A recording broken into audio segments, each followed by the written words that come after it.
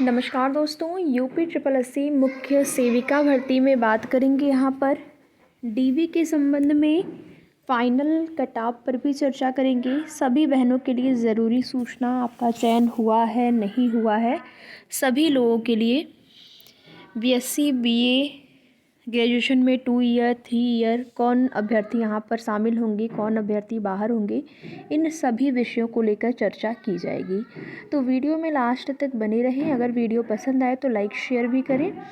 यहाँ पर जो भी चीज़ें आपको बताएंगे और जो भी कुछ सूचना है, जो भी कुछ जानकारी है, पहले भी हमारी पूरी कोशिश होती थी कि जो भी ऑथेंटिक सूचना हो वही आप सभी तक पहुँचाई जाए, और अभी भी आगे भी यही कोशिश होगी। तो यहाँ पर जैसा कि आपकी भर्ती में देखेंगे, जिस तरीके से रिज़ल्ट जारी हुआ है, एक बड़ी संख्या है अभ्यर्थियों की, तो जाहिर सी बात है कि जो सीटें हैं फाइनल चयन तो उतने ही अभ्यर्थियों का होगा, बाकी अभ्यर्थी बाहर होना तो तय है।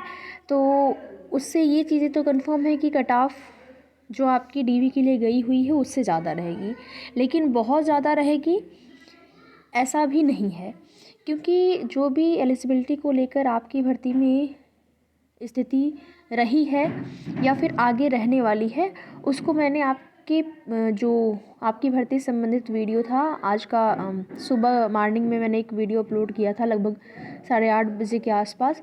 उसमें मैंने सारी चीज़ें बताई थी। अगर आपने वीडियो को सुना होगा तो ठीक है, नहीं सुने होंगे तो आप वीडियो को सुन सकते हैं। उसको इससे पहले वाली वीडियो है जिसमें कि हमने सारी चीज़ें आपको बताई हैं, योग्यता संबंधित क्या हो सकता है आगे। बाकी कंफर्म तो किसी को नहीं पता है, लेकिन अगर नोटिफिकेशन के आधार पर देखा जाए तो जो भी चीज़ें हैं नोटिफिकेशन के आधार पर वही मैंने आप सभी को बताया है। उसमें क्या है कि बहुत सारे अभ्यर्थी नाराज़ भी होते हैं, जैसे कि बीएससी शामिल नहीं होगा। अगर ऐसी चीज़ें कही जाती हैं तो बीएससी वाले अभ्यर्थी नाराज़ होंगे। अगर ये कहा जाता है कि बीएससी शामिल होगा तो बीए वाले अभ्यर्थी नाराज़ होंगे। तो देखिए, वो नाराज़गी की बात नहीं है। जो चीज़ें हैं, जो होना है भर्ती में वो होना है, चाहे उसमें कोई नाराज़ हो या फिर खुश हो, उससे आयोग को कोई फ़र्क नहीं पड़ेगा। ठीक है, फ़र्क आप लोगों को पड़ेगा और किसी को नहीं पड़ने वाला है फ़र्क इससे। तो आप यहाँ पर देख सकते हैं आपकी योग्यता संबंधित कुछ जन सूचना अधिकार 2005 के अंतर्गत सूचना उपलब्ध कराए जाने के संबंध में कृपया उपयुक्त विषयक अपने ऑनलाइन प्रार्थना पत्र दिनांक 2/9/2022 का संदर्भ ग्रहण करें, जिसके द्वारा बिंदु संख्या 1 व 2 के संबंध में सूचना उपलब्ध कराए जाने की अपेक्षा की गई है। तत्क्रम में सूचना निम्न अनुसार है। ये वांछित सूचना है, ये आपका प्रदत्त सूचना है। वांछित सूचना में आप देखेंगे मुख्य सेविका भर्ती 2022 की सेवा नियमावली में अंकित योग्यता के पृष्ठ की प्रमाणित प्रतिलिपि उपलब्ध कराएं। और आगे देखेंगे आप इसका जो प्रदत्त सूचना है उसमें क्या है, मुख्य सेविका सीधी भर्ती सेवा नियमावली 1992 की प्रमाणित प्रति संलग्न है। और यहाँ पर देखेंगे क्रम संख्या 2 में अगर किसी आवेदक के पास प्रथम वर्ष और दूसरे वर्ष में सोशियोलॉजी है और तृतीय वर्ष में सोशियोलॉजी नहीं है, क्या वह आवेदक मुख्य सेविका के लिए योग्य है या नहीं।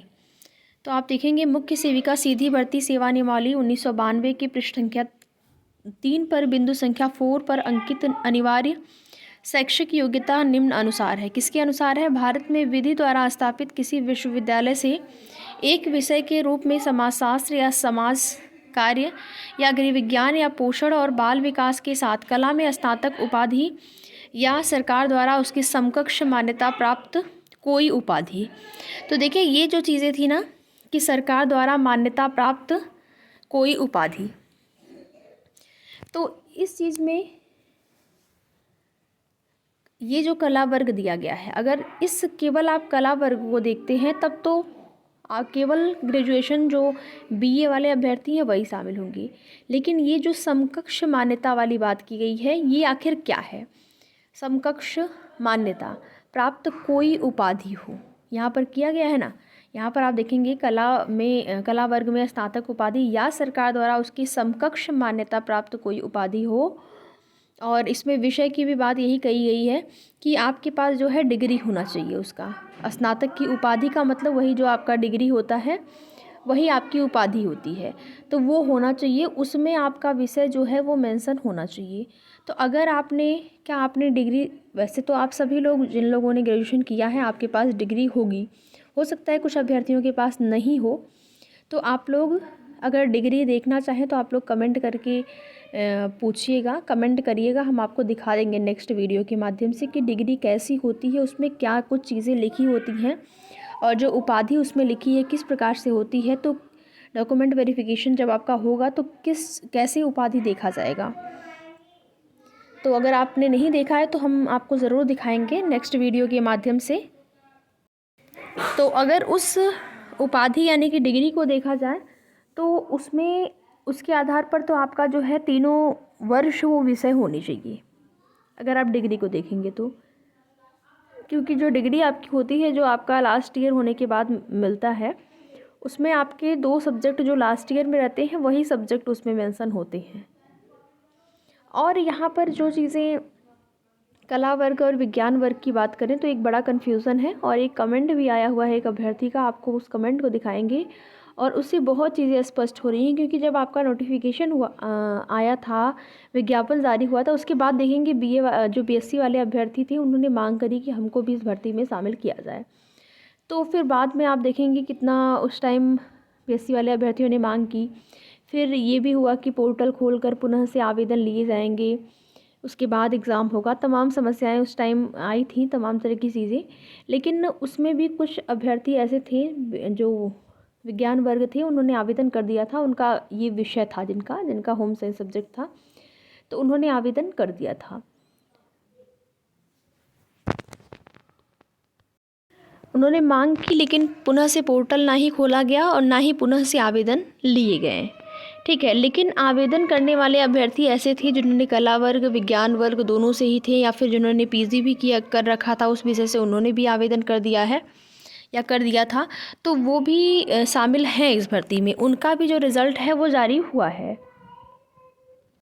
एक ये कमेंट आया हुआ था, समकक्ष योग्यता में बीएससी होम साइंस को लेने की बात हो रही है, जबकि विभाग के माध्यम से दिसंबर 2022 में पेपर में निकाला गया था कि 1992 की नियमावली में संशोधन करके बीएससी होम साइंस को शामिल किया जाएगा और पुनः पोर्टल खोलकर आवेदन लिए जाएंगे। लेकिन न ही संशोधन हुआ नियमावली में, न ही पोर्टल फिर से खोला गया आवेदन करने के लिए।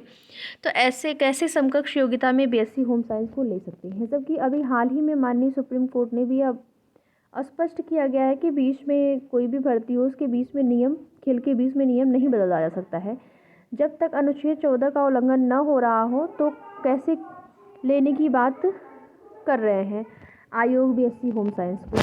तो इस तरीके से इनकी बातें भी बिल्कुल सही है। देखिए, अब आयोग और विभाग की अपनी कार्यप्रणाली है, वो लोग आगे क्या करेंगे, क्या बदलाव करेंगे, लेकिन जो चीज़ें अभी सामने आ रही हैं उससे यही लग रहा है कि कहीं ना कहीं इन अभ्यर्थियों को निराशा हाथ लग सकती है। बाकी देखते हैं क्या होता है, जो भी सूचना होगी आगे की आप सभी को उसकी जानकारी भी समय समय पर मिलती रहेगी। फ़िलहाल के लिए डीवी के लिए आप लोग तैयार रहिए, आपके जितने भी नंबर बन रहे हैं आप बिल्कुल जो है, क्योंकि नॉर्मलाइज स्कोर आप किसी को नहीं पता है कि कितना आपका है, तो आप सभी उम्मीद के साथ जो है अपना डीवी करवाइए। बाकी आगे की जो भी सूचना होगी आप सभी को उसकी जानकारी दी जाएगी। तो वीडियो में लास्ट तक बने रहने के लिए आप सभी का बहुत बहुत धन्यवाद।